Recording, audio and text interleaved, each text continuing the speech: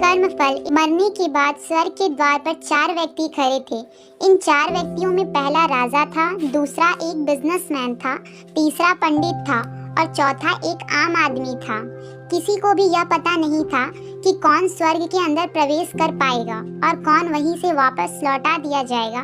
सब स्वर्ग का दरवाजा खुलने की राह देख रहे थे और आपस में बातें कर रहे थे। जैसे कि राजा को मरने से पहले ही आदत थी, उसने अपनी बात सबसे पहले बताई। राजा ने कहा, मैं बहुत प्रख्यात राजा हूँ। मैंने धरती पर अपना बहुत नाम कमाया है, इसलिए पूरी संभावना है कि मैं ही स्वर्ग में जाऊंगा। फिर व्यापारी ने अपनी बात सामने रखी। वह बोला, मैंने धरती पर खूब धन कमाया और उस धन से मैंने सैकड़ों लोगों की मदद की, इसलिए मैं ही स्वर्ग का हकदार हूँ। अब बारी थी पंडित की, तो पंडित ने मुंह खोला और सबको यह कहा, चाहे तुम जो सोच लो, लेकिन यह बात तो तय है, स्वर्ग के दरवाजे खुलेंगे तो मेरे लिए ही। सब जानते थे पंडित दिन रात भगवान को याद करते हैं, इसलिए स्वाभाविक है कि स्वर्ग में पंडित का स्वागत किया जाए। जब सबने अपना अपना पक्ष रख दिया, तब सबकी नजर उस मजदूर पर थी जो चुपचाप अपनी नजरें नीचे झुकाए बिना कुछ बोले वहीं पर खड़ा रहा। स्वर्ग का दरवाजा खुला और वहां पर एक देवदूत आकर खड़ा हो गया। देवदूत के हाथों में एक पुस्तक थी जिसमें इन सभी के कर्मों के बारे में लिखा हुआ था। देवदूत ने सबसे पहले राजा को अपने पास बुलाया और उसको पूछा, तुम बताओ, तुमने अपने जीवन में क्या क्या अच्छे कर्म किए हैं? मैं उन्हें इस पुस्तक में देखकर फैसला करूंगा कि तुम्हें अंदर आने देना है या नहीं। राजा ने कहा, मेरा राज्य बहुत जितना बड़ा था उतना ही समृद्ध था और मेरे राज्य के सभी लोग खुशहाल थे। सभी बड़े आनंद से रहते थे। मैंने उन्हें कभी भी किसी भी चीज की कमी नहीं होने दी। यही मेरे अच्छे कर्म हैं। देवदूत ने अपने पुस्तक में देखा और देखने के बाद राजा से कहा, तुम सच बोलते हो। तुमने अपने राज्य की प्रजा को बहुत सुखी रखा था, लेकिन तुमने अपने राज्य की सीमा बढ़ाने के लिए जितने युद्ध किए थे, उन युद्ध की वजह से हजारों सैनिकों ने अपनी जान गंवा दी। उन हजारों सैनिकों के परिवारों के दुख का कारण बने थे तुम, इसलिए तुम स्वर्ग में नहीं आ सकते। अब बारी थी व्यापारी की। व्यापारी से जब देवदूत ने पूछा कि तुम्हारे अच्छे कर्म क्या है, तब व्यापारी ने उससे कहा, मेरे सैकड़ों लोगों को खाना खिलाया है, कई आश्रमों में दान किया है, कई निष्कासित लोगों के लिए घर बनाकर दिया है। यह मेरे अच्छे कर्म हैं।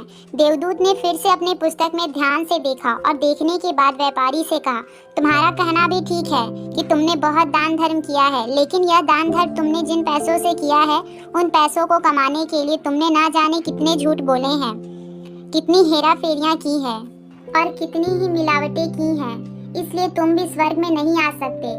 जब पंडित से यही सवाल किया गया तो पंडित ने बड़े ही आत्मविश्वास के साथ कहा, मैंने अनगिनत लोगों को ज्ञान दिया है, हजारों यज्ञ और पूजाएं की हैं और दिन रात भगवान को याद किया है।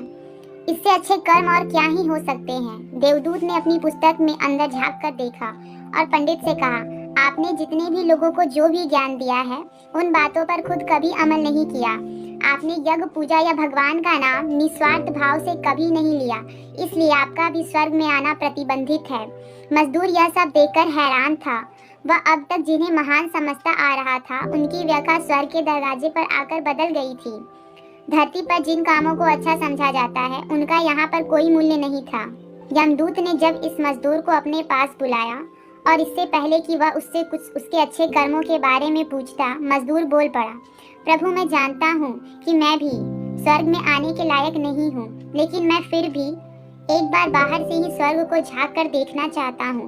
बस इससे ज्यादा मेरी कोई इच्छा नहीं है, क्योंकि ऐसी इच्छा पालने के लिए मैंने जीवन में कुछ भी किया ही नहीं।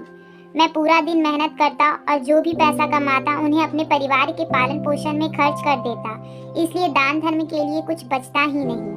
लोगों की भला मैं क्या सेवा करता, क्योंकि काम के बाद जो थोड़ा सा समय मिलता उसको अपने ही बूढ़े माँ बाप की सेवा में बिता देता, और यह सब करने के बाद मैं कभी कभी मंदिर भी चला जाता और भगवान से जैसा भी मुझे दिया है उस जीवन के लिए धन्यवाद कहता। देवदूत ने अपनी पुस्तक में बड़े ध्यान से देखा और थोड़ी देर देखते ही रहा। फिर उसने मजदूर से पूछा कि तुम याद करके बताओ, तुमने कभी तो कोई अच्छा काम किया होगा। मजदूर ने थोड़ी देर सोचने के बाद बोला, हाँ, मुझे थोड़ा थोड़ा याद है। एक बार मैं बहुत भूखा था और मैं खाना ही खाने बैठा था कि एक बहुत ही कमजोर कुत्ता जो ठीक से चल नहीं पा रहा था, वह मेरे पास आ गया और मेरे खाने को देखने लगा। तब मैंने अपनी रोटी उसे खिला दी थी और उस दिन मैं खुद भूखा सोया था। मजदूर की बात सुनने के बाद देवदूत मुस्कुराए और मजदूर को बड़े सम्मान से स्वर्ग के अंदर लेकर गया। दोस्तों, अच्छे कर्म लोभ मोह माया इन सब भाव में आकर नहीं किए जाते और ना ही उन्हें अच्छे कर्मों की श्रेणी में गिना जाता है। निस्वार्थ भाव से किया गया एक ही अच्छा काम भी आपके जीवन के सारे पाप धोने की शक्ति रखता है। इसलिए जब भी मौका मिले निस्वार्थ भाव से अच्छे मन से अच्छे कर्म किया करें। फ्रेंड्स, कहानी अच्छी लगी है तो वीडियो को जरूर लाइक कीजिएगा। चैनल पर नए हैं तो चैनल को सब्सक्राइब कीजिएगा। धन्यवाद।